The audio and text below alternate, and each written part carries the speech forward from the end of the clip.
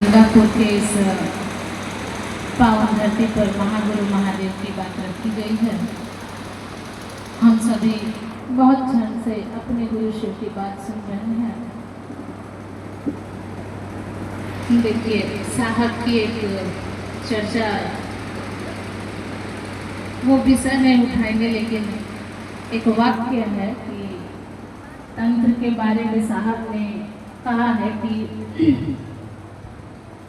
महादेव भगवती से कह रही थी कि ओ लॉर्ड व्हाट इज तंत्र। अभी शिव चर्चा हम लोग साहब की सुनते, बरखा दीदी भी बार बार इस पे चर्चा करती हैं, तो वो कहती हैं कि ओ लॉर्ड व्हाट इज तंत्र। तो वो महादेव उस भगवती को कहते हैं कि भगवती नथिंग तंत्र, कुछ भी नहीं है, बट तंत्र इज लव एंड सरेंडर। देखिए, जब हम आप अध्यात्म की दुनिया में प्रवेश करते हैं, जब हम आप उस ईश्वर के आगे झुकते हैं, तो वहाँ किसी चीज़ की जरूरत नहीं होती है, क्योंकि इस विधा के बारे में कहा ही गया है कि एक प्रेम है, समर्पण है। यहाँ किसी चीज़ की जरूरत नहीं होती है, किसी कर्म कांड की जरूरत नहीं होती है। लेकिन ये जो तंत्र की बात है वो वेद से पहले की बात है। जब वेद आए तो उसमें पूजा पाठ के बारे में सारा कर्म कांड ही लिखा गया, और तभी से हम आप सारे कर्म कांड, इससे पहले जो दुनिया थी, पहले लोग अभी भी करते हैं, पेड़ों की पूजा करते थे, पशुओं की पूजा होती है, अभी भी होती है। धीरे धीरे ये सब चीज़ खत्म होते जा रही है, लेकिन गाँवों में होती है। उस जगह पे कोई कर्म कांड नहीं होता था। लोग जो पूजा करते थे वह सृष्टि की पूजा होती थी, और सृष्टि में क्या वो लोग सोचते थे कि कोई तो है जो हमको आपको ले आता है, ले जाता है, ये आंधी लाता है, बारिश लाता है, तूफान लाता है, और इन सब के चीज़ों के बचाव के लिए वो उस सत्ता के आगे क्या करते थे? सरेंडर, यानी झुकते थे। लेकिन वेद के बाद जब कर्म कांड पूजा में आए, तो हम आप जिन्होंने भी पूजा पाठ किया, हमारे पूर्वजों ने भी किया, हम लोग कहीं ना कहीं उस विधि विधान में बंधते तो चले गए, पर वो सरेंडर नहीं कर पाए। अभी भी अगर आप कर्म कांड को लेके चलिएगा, तो आपका मन, मेरा मन उन सब विधियों में लिपट के रह जाता है। ये काम नहीं किए हैं, कुछ गलत ना हो जाए। देखिए, मन कैसे सोचता है, ये चीज नहीं चढ़ाए हैं, कहीं देवता नाराज ना हो जाए। ये विधि विधान है, कर्म कांड है।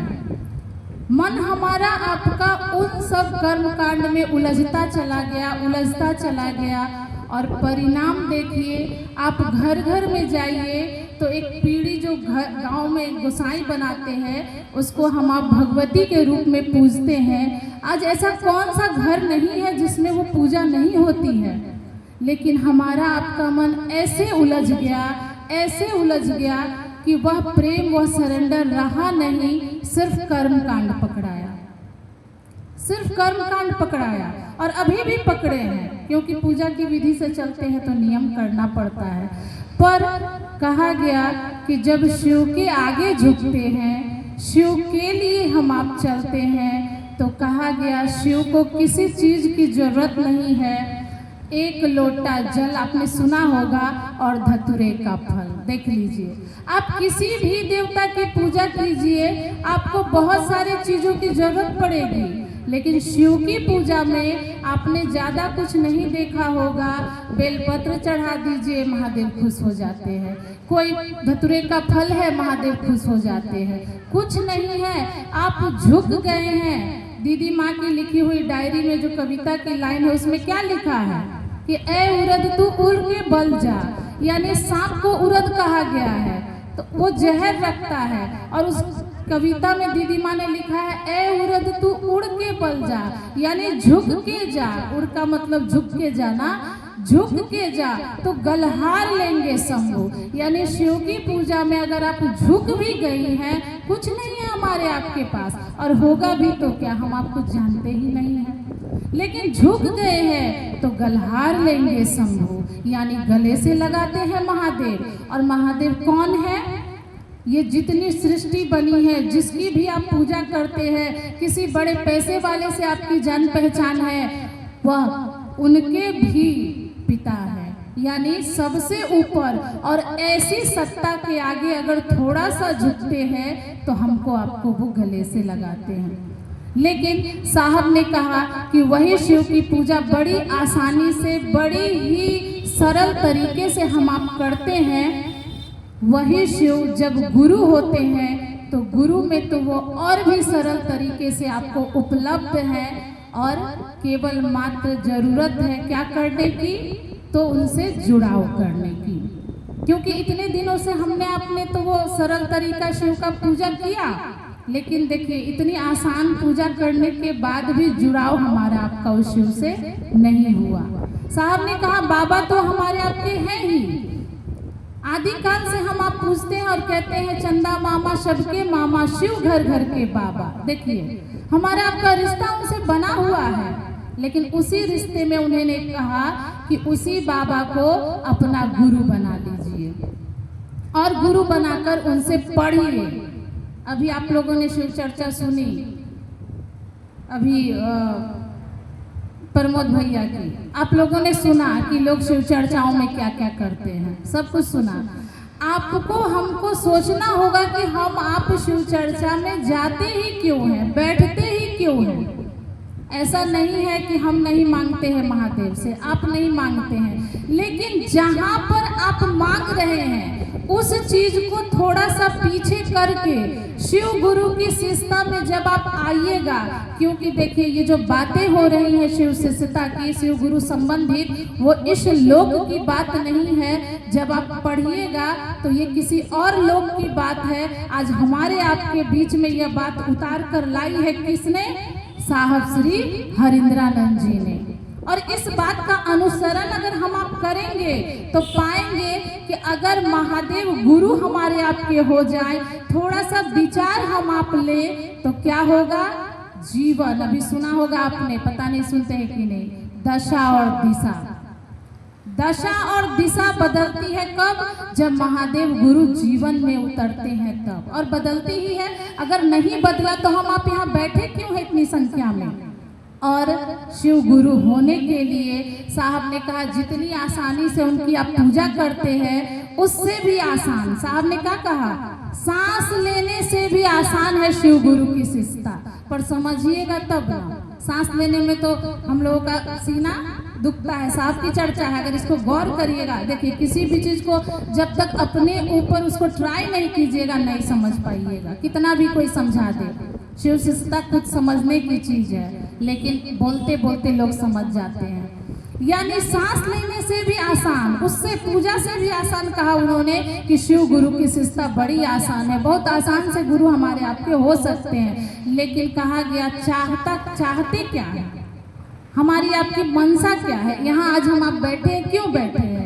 अगर इस मनसा से बैठे कि शिव मेरे गुरु हो जाए तो 3 सूत्र पे काम करने में आपको ज्यादा टाइम नहीं लगेगा।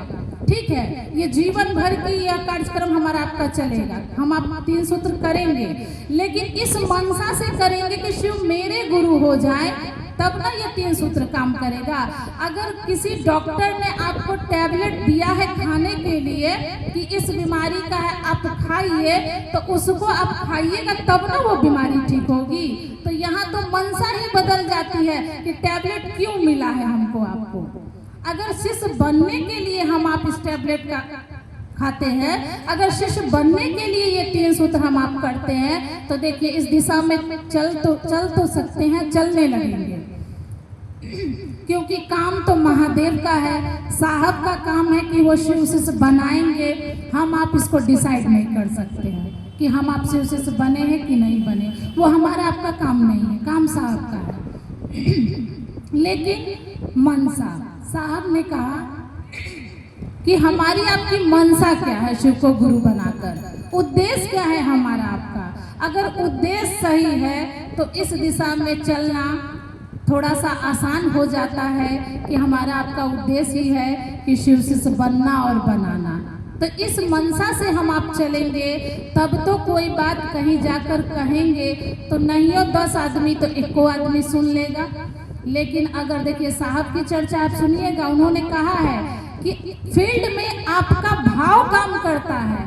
आपको देखना तो जो भी है, जो भी आपके अंदर है, लोग क्या देखेंगे हम नहीं जानते हैं, लेकिन कहीं भी अगर शिव की बात आप कर रहे हैं, अगर उस नीयत से आप कर रहे हैं कि लोगों के दिलों में शिव धड़के, तो शिव धड़केंगे, शिव धड़केंगे। ऐसा होता है, क्योंकि अभी कुछ गुरु भाई का मैंने शिव चर्चा सुना, मैं नाम नहीं लूँगी, उनकी शिव चर्चा जब मैं पहले सुनती थी तो वो बात नहीं लगती थी। आज साहब का लाइन पे आ गए हैं तो बात ही कुछ और है।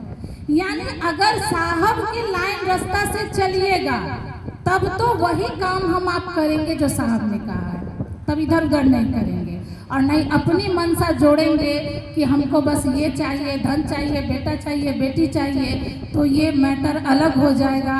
फिर हम आप कर्म कांड की लाइन में ही घुसते चले जा रहे हैं, घुसते ही चले जाएंगे, पता भी नहीं चलेगा कि हम आप किस लाइन रास्ता पे जा रहे हैं। तो साहब ने कहा कि बड़ी आसानी से ये 3 सूत्र आप कर सकते हैं। गुरु हमारे आपके शिव हैं, शिष्य हमको आपको शिष्य बनना है, दया मांगना है। पहला सूत्र में उन्होंने कहा कि हे शिव आप मेरे गुरु हैं। पहले सूत्र में देखिए सरेंडर है, पहले सूत्र में सरेंडर है, समझते नहीं है इसीलिए नहीं समझ पा रहे, हम भी नहीं समझते हैं, हो सकता है। पहले सूत्र में सरेंडर है कि हे शिव आप मेरे गुरु हैं, मैं शिष्य हूँ, झुकना और मुझ पे दया कीजिए। देखिए पहला सूत्र ये झुका दे रहा है, 2 सूत्र तो बाद में करिएगा।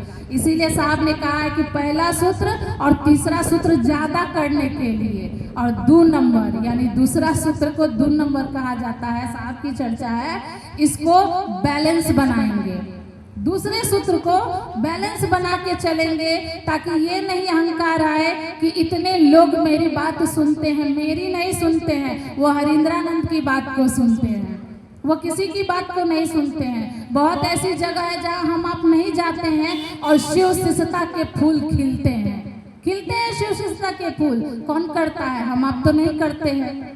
इसीलिए साहब की इस बात को हम आप याद रखें।